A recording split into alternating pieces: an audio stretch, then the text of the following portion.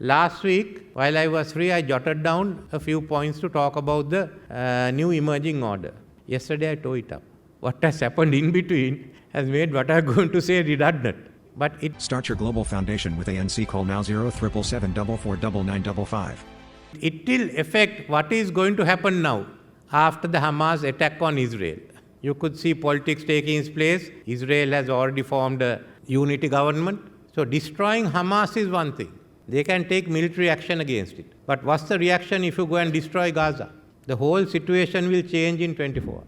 That nothing the governments here can control. From here all the way to Indonesia, elsewhere, governments will lose control of the situation. This whole picture, what I say, will change.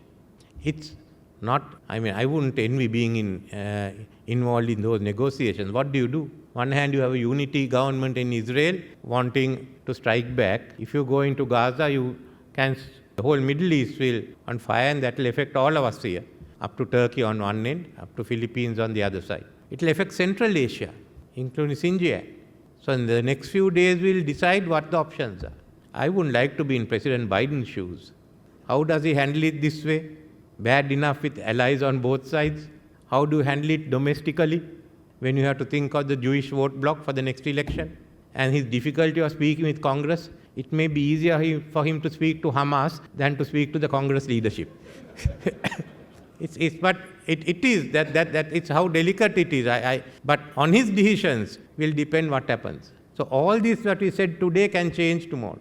So let's hope wise leadership prevails, and that we all, I think a lot of backdoor diplomacy is going on, that all that will succeed and somehow we can hold the situation.